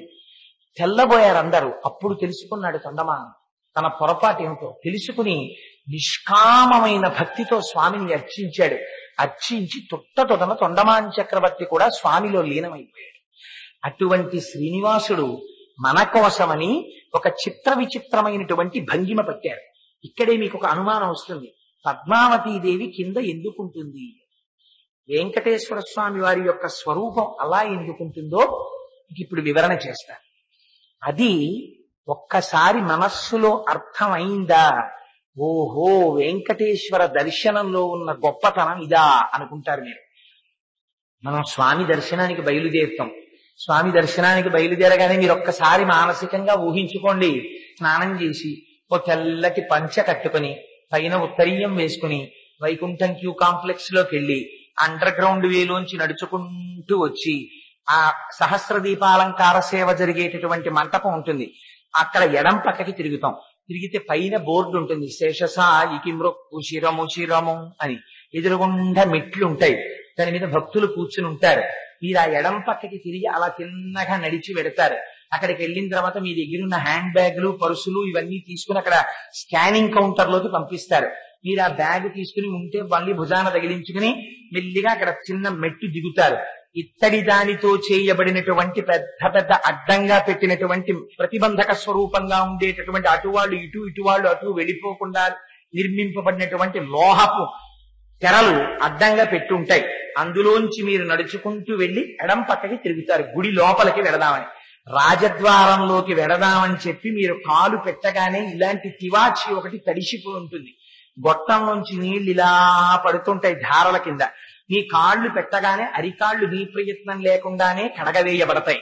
మీరు జాగ్రత్తగా చూస్తే రాజద్వారానికి కట్టబడినటువంటి అరటి స్తంభాల చాటున ఇటు శంఖనిధి, ఇటు పద్మనిధి ఉంటారు. చిన్న చిన్న ఇత్తడి విగ్రహాలు ఉంటాయి. ఇద్దరు లోపల జగత్తుని శాసించగలిగిన సామ్రాట్ ఉన్నాడు. చాలా జాగ్రత్తగా వెళ్ళండి. ఇతడు తిరువేంకటాచలాధిపుడు తానయ్యుండి పరిపాలనము చేయు భరకుండితడు. తస్మాత్ జాగ్రత్త. లోపల ఉన్నటువంటి వాడు సంకల్ప మాత్రం చేత ఏమైనా చేయగలిగిన వాడని చెప్తారు. శంకనిధికి పద్మనిధికి నమస్కారం చేసి మీరు సంతోషంగా వెడల్పుగా ఉండేటటువంటి రాజద్వారపు గడప దాటుతారు. కుడికాలు లోపల పెట్టి ఇటుపక్క 2 అరల్లా ఉంటాయి. ఒక్కసారి ఆ ముందుకెడుతూ ఇలా తలపైకెత్తి చూశారనుకోండి, గోడ మీద గుణపం వెళ్లాడుతుంటుంది. ఆ గుణపంతోటే అనంతాచార్యుల వారు వెంకటేశ్వర స్వామి వారి గడ్డం మీద కొట్టారు. గుణపానికో నమస్కారం చేసి మీరు మళ్ళీ 2 అడుగులు ఇలా ముందుకి నడుస్తారు. ఇటుపక్కన కృష్ణదేవరాయల వారు తన భార్యలతో కలిసి తనకి తానుగా పెట్టుకున్నటువంటి విగ్రహాలు కనబడతాయి కుడి పక్కన. ఆ విగ్రహాలను చూసుకుని ఏం అదృష్టవంతుడు అయ్యా, ఎన్ని మాటలు వచ్చావు ఈ దేవాలయానికి, ఎన్ని భూములు ఇచ్చావు, ఎన్ని మాన్యాలు ఇచ్చావు, ఎన్ని బహుమానాలు ఇచ్చావు, కొడుక్కి ఆయన పేరు పెట్టుకున్నావు, నీ విగ్రహాన్ని నువ్వే పెట్టేసుకున్నావు అనుకుని సంతోషపడిపోయి ఆయనకో నమస్కారం చేసి ఇంకొంచెం ముందుకెడతారు. వెళ్లేటప్పటికి ఎడం పక్కన రంగనాయకుల మంటపం కనబడుతుంది మీకు. ఒకనకొకప్పుడు శ్రీరంగం నుంచి శ్రీరంగనాయకుల విగ్రహాలు తీసుకొచ్చి కొంతకాలం అక్కడ పెట్టారు. అందుకని రంగనాయకుల మంటపం అంటారు. ఆ రంగనాయకుల మంటపం దాటి ఇంకొంచెం ముందుకెడతారు. ఎడం పక్కన వాహన మంటపం కనబడుతుంది. స్వామివారికి బ్రహ్మోత్సవాలు, నిత్యోత్సవాలు, పక్షోత్సవాలు వీటిల్లో వాడేటటువంటి రకరకాలైన వాహనాలు, ఛత్రాలు ఇవన్నీ ఆ మంటపంలో కనపడతాయి. అక్కడే తులాదండం కనపడుతుంది ఎడం పక్కన. బిడ్డలకి అనారోగ్యం వచ్చిన వాళ్ళు, భర్తకు అనారోగ్యం వచ్చిన వాళ్ళు, కోర్కెలు తీరని వాళ్ళు, కష్టాలు వచ్చిన వాళ్ళు, స్వామి నీకు ఉప్పుతో తులాభారం, పంచదారతో తులాభారం, పటికి బెల్లంతో తులాభారం, చిల్లర నాణ్యాలతో తులాభారం అని రకరకాలుగా మొక్కుకున్న తులాభార సామాగ్రిని తెచ్చి స్వామికి తులాభారం ఇచ్చేటటువంటి తులాదండం కనబడుతుంది. దానికో నమస్కారం.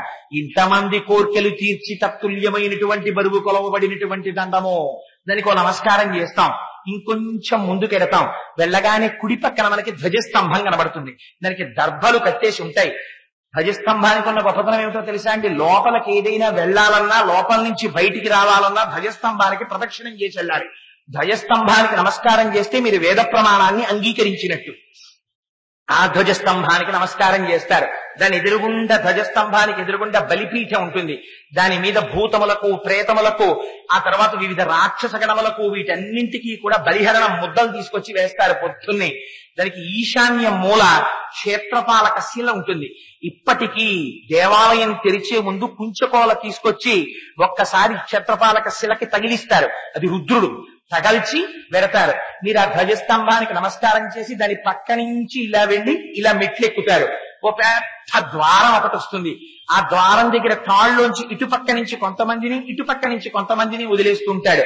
అటుపక్క నుంచి బయటకు వచ్చేవాళ్ళు మీకు కుడి పక్క నుంచి వస్తూ ఉంటారు. ఆ ద్వారం దాటి లోపలికి వెడతారు. వెళ్ళగానే ఎంత సంతోషమో! ఎదురుగుండా ఆనంద నిలయం. నీ కంటికి ఎదురుగుండా అద్దాల పేటికలో ఇలా పడుకున్నటువంటి బంగారు శ్రీరంగనాథుడు, ఆ కింద వరదరాజులు, ఆ కింద వెంకటేశ్వరుడు ఉంటారు. అక్కడి నుంచి తాళ్లలోంచి మీరు ఇలా ఎడం పక్కకి తిరుగుతారు. తిరిగితే ఎడమ మూల వరదరాజస్వామి వారు నీకెందుకురా, నేనున్నాను, నీకేం బెంగలేదని ఇలా వరదహస్తం బట్టి ఉంటారు. శ్రీరంగనాథుడికి, వరదరాజస్వామికి, వెంకటేశ్వర స్వామికి మధ్యలోకి వెళ్ళబోతూ ఉంటారు. వెళ్ళబోతూ మీరు ఆ వరదరాజస్వామికి నమస్కారం చేసి ఇలా తిరుగుతారు. తిరిగి మళ్ళీ ఇటు తిరుగుతారు. ఈ కుడి పక్కకి తిరిగి ఆలయం లోపలికి వెళ్లి ఎదురుగుండా గరుడు ఉంటాడు. ఇలా రెక్కలు విప్పుతూ ఉంటాడు. తిరుమలలో ఉన్న గరుడు ఏమో స్వామి ఎప్పుడొచ్చి మీద కూర్చుంటారో ఎగిరిపోవాలి అని టోపీ పెట్టుకుని అయ్యగారు వచ్చి ఎక్కడానికి సిద్ధంగా కారు తలుపు తీసి పట్టుకున్నటువంటి చోదకుడిలా సిద్ధంగా ఇలా రెక్కలు విప్పి ఉంటాడు. ఆయనకో నమస్కారం చేస్తారు. నమస్కారం చేసి ఇలా ముందుకెళ్లి ఇలా ఎడం పక్కకి తిరుగుతారంతే. అక్కడ ఒక పెద్ద ఇలా చెక్కపీఠం ఉంటుంది. ఆ చెక్కపీఠం మీదకి ఎక్కుతుంటేనే మీకు అటు ఇటు జేబిజీలు కనబడతారు. వాళ్ళు ఆయన ఇలా కుడి చేయి పెడతాడు, ఇటువైపు ఉన్నాయని ఇలా ఎడం వేలు చూపిస్తుంటాడు. ఇక్కడ ధూళి దర్శనం లేదు. ఇలా 2 చేతుల్లో 2 దీపాలుండి ఆ దీపాల్లోంచి ఆ మంటపానికి కట్టబడినటువంటి ఆ దీపపు ప్రమిదల్లోంచి ఒత్తులు వెలుగుతూ ఉంటాయి. ఆ దీపపు కాంతులు ప్రసరిస్తూ ఉంటాయి. ఇంకక్కడి నుంచి పిల్లల్ని తలనీలానిచ్చేసిన వాళ్ళు భుజాలు ఎక్కించేసుకుంటారు. ఆ చెక్క మీదకి ఇలా ఎక్కుతారు. ఎక్కగానే అందరికీ మౌనం. ఇప్పటి వరకు ఎవరెవరు ఏ మాటలు మాట్లాడినివ్వండి, అందరూ మైమరచిపోతారంతే. ఒక్కసారి ఆ చెక్క మీదకి ఎక్కేటప్పటికి స్వామి బంగారు కిరీటం కనపడడం మొదలెడుతుంది. అంతే. ఏడుకొండలవాడ వెంకటరమణ గోవిందా గోవిందా తప్ప ఇంకొక మాట ఉండదు అసలు నోటి వెంట. ఆ గోవిందా అని కిరీటాన్ని, మకర తోరణాన్ని చూస్తూ మీరు ఆ బంగారు మేడలోకి ప్రయాణిస్తారు. బంగారు మేడలోంచి రాముల వారి మేడలోకి వెడతారు. అది దాటి ఇంకొంచెం ముందుకెడితే తాళ్లతో కట్టబడినటువంటి స్వామివారి ఏకాంత సేవ మంచం ఉంటుంది పక్కనే. అందులో రాత్రి భోగ శ్రీనివాసుడు పడుకుని ఏకాంత సేవ జరుగుతుంది. అన్నమాచార్య వంశీకులు వచ్చి ఇప్పటికీ రాత్రి కీర్తన చేస్తారు, ఒక్క నమస్కారం చేస్తారు. ఆ ముందుకెళ్ళి ఇటు తిరగండి జరగండి జరగండి అంటుంటారు. ఇలా తిరుగుతూ తిరుగుతూ అక్కడికి వెళ్ళి మీరు ఇలా చూస్తారు స్వామిని. చూసేటప్పటికి తులసి పత్రితో పూజ చేయబడి బంగారు కవచములు ధరింపబడినటువంటి బంగారు పాదములు. దాని మీద చూస్తే పాదముల దగ్గర పెట్టబడినటువంటి పెద్ద పెద్ద గజ్జలు, ఆ గజ్జల పైన పెట్టబడినటువంటి పాదములకున్న నూపురములు. అది దాటితే ఇంత అంచుతో కట్టబడినటువంటి పెద్ద పట్టుచీర. ఆ పట్టుచీర మీదకి చూసినట్టే బలిష్టమైనటువంటి తొడలు, సన్నటి నడుము, ఓ పక్కకి కొద్దిగా వంగినట్టు సోయగంగా నిలబడినటువంటి మూర్తి. ఇంకొంచెం ముందుకి చూసినట్టయితే స్వామి పెట్టుకున్న పెద్ద బంగారు వడ్డానం, దాని మీద నాభి ప్రాంతంలో ధరింపబడినటువంటి నందక ఖడ్గం, సూర్యకఠారి. అది కూడా దాటి ఇంకొంచెం పైకి చూసినట్టయితే స్వామి మెడలో వేసుకున్నటువంటి చిత్ర విచిత్రములైనటువంటి హారములు. ఇంకొంచెం పైకి చూస్తే శ్రీదేవి భూదేవి ఇద్దరికి పుష్పమాలలో అలంకారం చేయబడి ఉంటాయి. ఇంకొంచెం పైకి చూసేటప్పటికి వక్షస్థలంలో సాలగ్రామ మాలలు ఇలా క్రిందకి వేళ్లాడుతుంటాయి. పగడాల, ముత్యాల, వజ్రాల, వైఢూర్యాల పేరులతో కూడిన రకరకాల హారాలు. ఈ భుజాల దగ్గరికి వచ్చేటప్పటికి వెనక నుంచి శంఖచక్రాలు, ఆ శంఖచక్రాలకి పైన చక్కటి కంఠం, చిన్ని గడ్డం, దానికి పెట్టబడినటువంటి చిన్ని పచ్చ కస్తూరితో కూడినటువంటి బొట్టు, అనంతాచార్యులు వారిని జ్ఞాపకం చేస్తూ దొండపల్లం లాంటి పెదివిలు. ఆ మూతి చూడాలి మీరు ఎప్పుడైనా వెళ్ళినప్పుడు. వెంకటేశ్వర స్వామి వారి మూతి చూడండి శ్రద్ధగా, ఎంత బాగుంటుందో. ఇలా మూతి ముడుచు కూర్చుంటే సున్నా చుట్టినట్టు ఉంటుంది ఆ మూతి, గుండ్రమైన మూతి.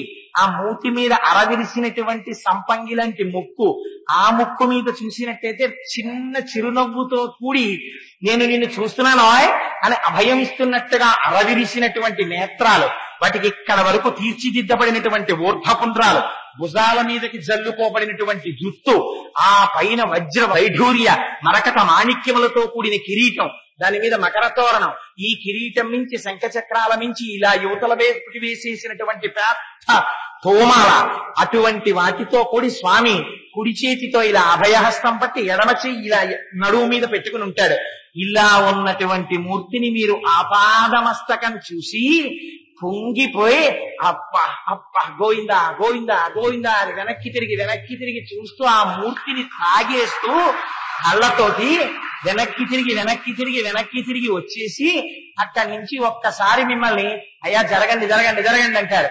మళ్ళీ ఓసారి ఇలా తొంగి చూసి స్వామి పునర్దర్శనాన్ని కటాక్షించవయ్యా అని బయటికి వస్తే పక్కనే ఘంటామంటపం, పెద్ద గంటలు కట్టుంటాయి.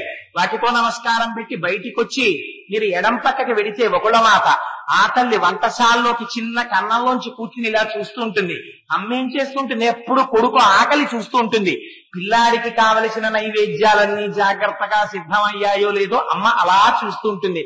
అమ్మాయి అంత అదృష్టవంతురాలివమ్మా, నాకు వెళ్ళినప్పుడల్లా అనిపిస్తుంది. అక్కడ రాత్రి వెంకటేశ్వర స్వామి వారికి ఏకాంత సేవ జరుగుతుంటే రే గోవిందా వచ్చి కాస్త కాళ్ళు పట్టరా అంటే అమ్మా వస్తున్నానమ్మా అని స్వామి పంచె తీసి కుడి చేత్తో పైన పట్టుకుని ఆ శంఖ చక్రాలు కన కన శబ్దం చేస్తుంటే ఒంటికి పెట్టుకున్న హారాలన్నీ ఊగుతుంటే ఒక పెద్ద మేఘం కదిలుస్తోందా అన్నట్టుగా స్వామి నడిచేస్తుంటే బొయ్యారంగా స్వామివారి చిటిక వేలు పట్టుకుని మా అమ్మ లక్ష్మీదేవి నడిచొస్తే అమ్మ పక్కలో కూర్చుని ఏమ్మా నాకు పెడతారు కదమ్మా, వాళ్ళు నైవేద్యాలు సిద్ధం చేస్తారు కదమ్మా, ఎందుకమ్మా అలా అవన్నీ చూస్తానంటే నాన్న నేను చూడకపోతే నేను ఉన్నది ఎందుకురా, నీకన్నీ సరిగ్గా చేస్తారో చూడద్దా నాన్న, లేకపోతే నాకు ఎలాగరా మనశ్శాంతి అంటే అమ్మ నువ్వు అలాగే కూర్చుంటావు చూడు కాళ్ళు నొప్పెట్టుంటాయి అని అమ్మ చెయ్యి తీసి వెంకటేశ్వర స్వామి వారు తన ఒళ్ళో పెట్టుకుని ఆ చెయ్యి నొక్కుతూ సంతోషంగా ఒకళ్ళ మాటతో మాట్లాడుతుంటే మనందరం ఏ అమ్మ కాళ్ళు పడతామో ఆ అమ్మ అత్తగారి కాళ్ళు పడుతుంది. ఎంత అదృష్టమమ్మా ఒకళ్ళ మాట అనేది. అమ్మ చెప్పమ్మా ఒక్కసారి అలా కాళ్ళు పట్టేటప్పుడు రే గోవిందా ఇవాళ కోటేశ్వరరావు వచ్చాడురా కాకినాడ నుంచి, చూశానమ్మా వాడిని అని అనిపించేటట్టు నన్ను జ్ఞాపకం చెయ్యమ్మా అని ఒక్కసారి ఒకళ్ళ మాటకి నమస్కారం చేసి అందులోంచి బయటికి వచ్చి ముందుకొస్తే అక్కడ మనకి తీర్థం ఇస్తారు, తల మీద పాదుకలు పెడతారు.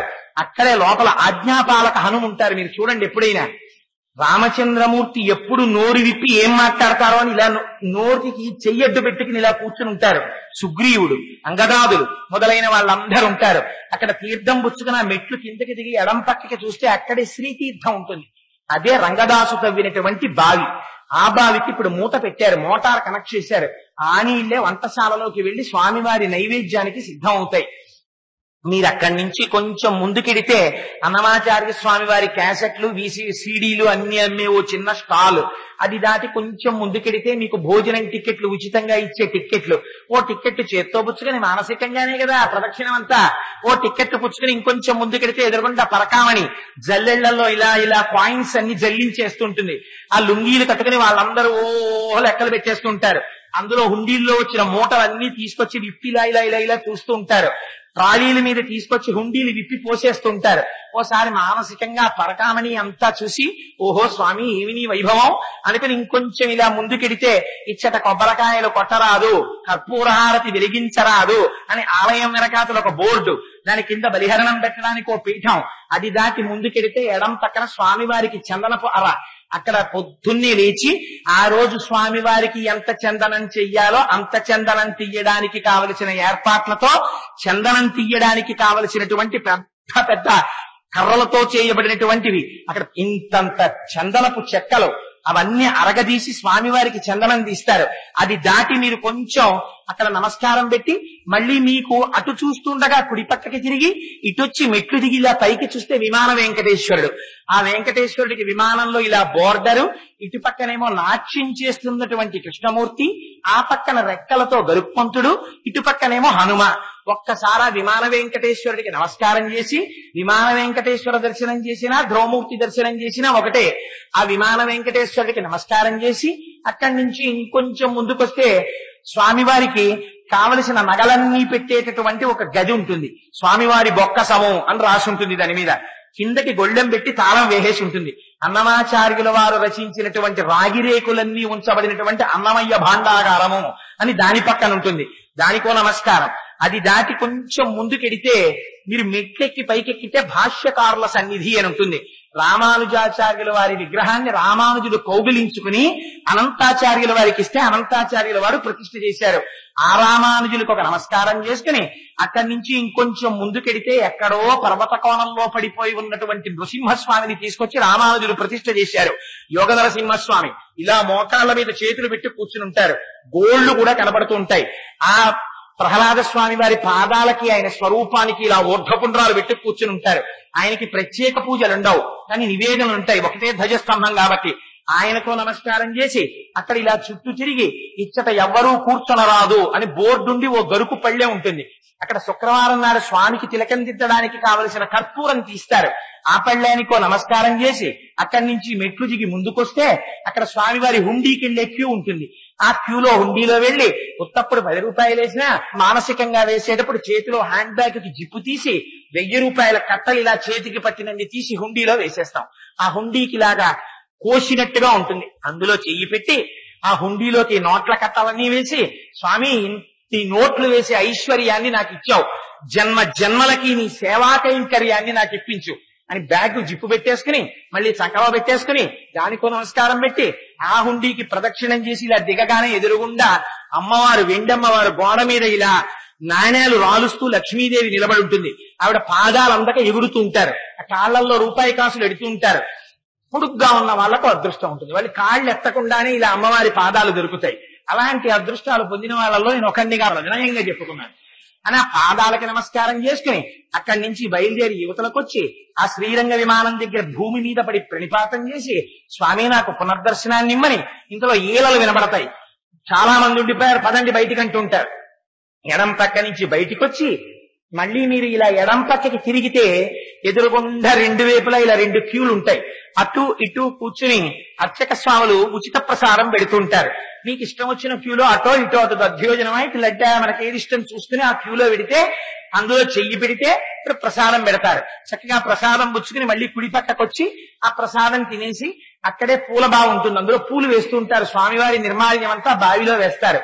దానికో నమస్కారం చేసి అక్కడి నుంచి మళ్ళీ కుడి పక్కకి తిరిగి స్వామివారి పోటు ఉంటుంది, అక్కడే కళ్యాణోత్సవం, అష్టదళ పాద పద్మారాధనం ఇవన్నీ జరిగినప్పుడు తయారు చేసేటటువంటి ప్రసాదాలు, గృహస్థులకి ఇచ్చే ప్రసాదాలన్నీ అక్కడే తయారు చేయబడతాయి. అదిగో ఆ ప్రసాదాలన్నీ తయారయ్యేటటువంటి ఆ ప్రదేశాన్ని చూసి ఆ స్వామివారి పోటు వంటశాలకు నమస్కారం చేసి అక్కడి నుంచి కొంచెం ముందుకెడితే వరుసగా పంపులు ఉంటాయి. ఆ పంపుల్లో చేయగడుక్కుని నడుస్తుంటే మీకు కుడి పక్కన అద్దాల మంటపం ఉంటుంది. ఆ అద్దాల మంటపంలో ఉయ్యాలుంటుంది. ఆ ఉయ్యాలలో మిట్ట మధ్యాహ్నం వేళ వసంతోత్సవానికి ముందు స్వామివారు ఉయ్యాల ఊగుతారు.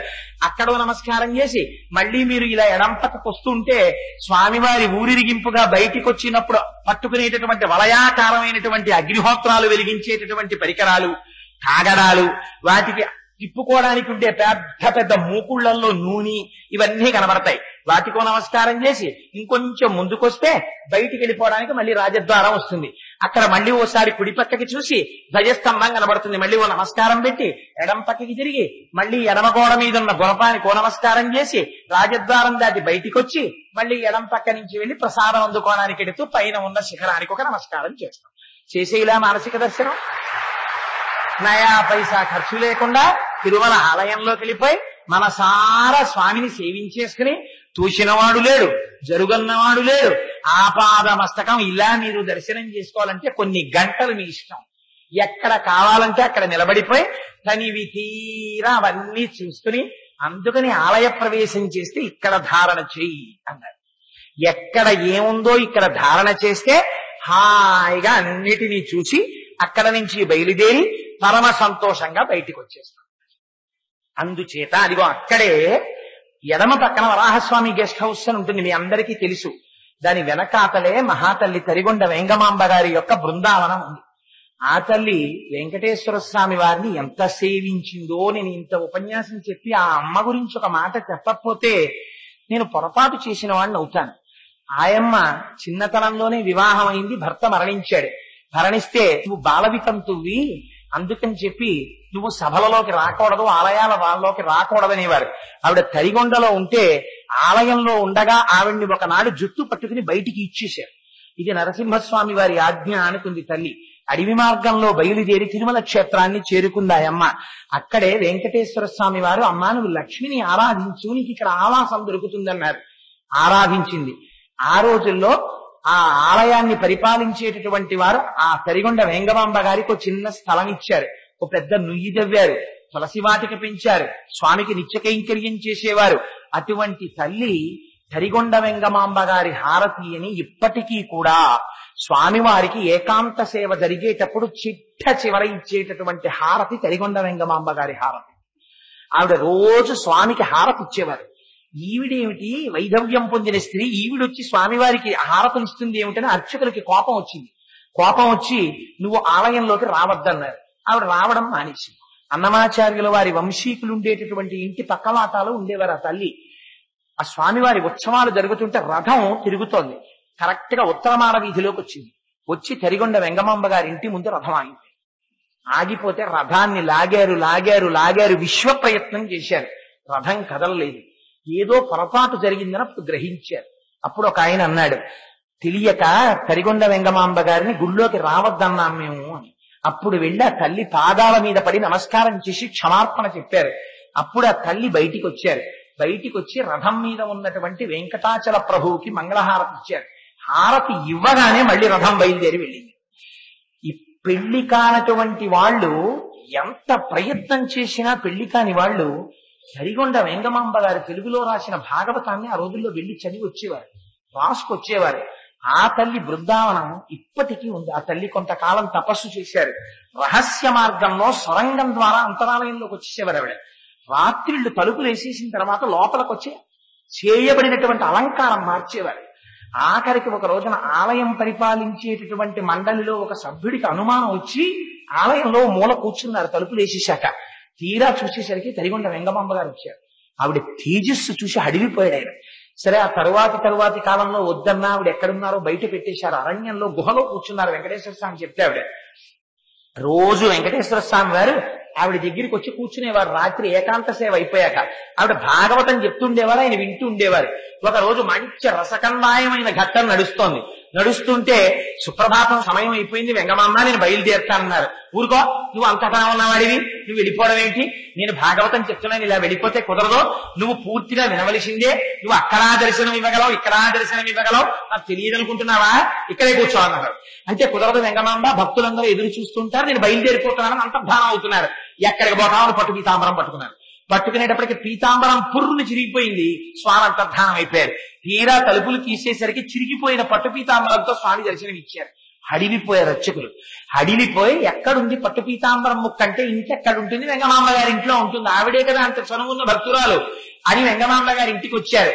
చూశావా ఎంతంతరంగా పారిపోయాడో, ఇంకా పోలేదు చోళ బుద్ధి అనుకున్నారు. మళ్ళీ వచ్చినప్పుడు ఇచ్చేద్దాంలే, మనకెందుకనా పీతాంబరం మడత పెట్టా తీసుకెళ్లి వచ్చి అడిగారమ్మా పీతాంబరం మొక్క మీ ఇంట్లో ఉందా అని. అగో ఆ పూజా మందిరంలో పెట్టాను, ఉండమంటే ఉండకుండా తెల్లారకట పారిపోయాడు, పీతాంబరం చిరిగిపోయి చేతిలోకి వచ్చిందన్నారు. అంటే ఆ పీతాంబరం మొక్క అర్చకులు పట్టుకెళ్లారు. అంతగా తల్లి వెంకటేశ్వర స్వామి వారిని ఆరాధించి ఆయన కథ ఆయనకి చెప్పి ఆయన పరవశించిపోయేటట్టు చేసిన తల్లి వెంగమాంబ గారు. ఎంత చిత్రం చూడండి. భగవత్ కథకి ఉండే లక్షణం ఏమిటో తెలుసా అండి? పొంగిపోతూ తాను అనుభవించినటువంటి విషయాన్ని అరమరికలు లేకుండా చెప్పగలిగినటువంటి వక్త, అది వింటూ పొంగిపోయేటటువంటి శ్రోతలు ఉన్న చోటికి నిజంగా భగవత్ కథ జరుగుతుంటేట నిజంగా వెంకటేశ్వర స్వామి గారే వచ్చేసి ఇదిగో చూసారా నేను వచ్చానన్నా, కాసేపు నీకు అది జరుగుతుంటుంది వేటి అంటారు. భగవంతుని కన్నా భగవత్ కథ అంత అందంగా ఉంటుంది. అలా ఎక్కడుంటుందో అది క్షేత్రమో అది తీర్థమో అన్నారు. నిన్నటి రోజున ఈ ప్రాంగణం అపర తిరుమల అయిపోయింది. పద్మావతి అమ్మవారు నిన్నను ఖచ్చితంగా తిరుచారూరు నుంచి ఇక్కడికి నడిచొచ్చింది. అమ్మ వస్తే అయ్య రాడు, పరిగెత్తుకొచ్చారు అయ్యా. నిన్న అందుకే అంత వైభవంతో ప్రకాశించిపోయింది. ఇందుకోసం వచ్చారు. మీ అందరూ ఒక చేతకాని వాడు కూర్చుని చెప్తున్నా మా స్వామి కథ చెప్తున్నాడు, వాడికి వస్తే మాకెంత, రాకపోతే మాకెంత, వాడు ఏదో పాపం చెప్తున్నాడు చాలని ఇంత ఉదార బుద్ధితో ఇంత పరమభక్తితో కూర్చుని వింటుంటే ఎందుకు రాడా స్వామి పరిగెత్తు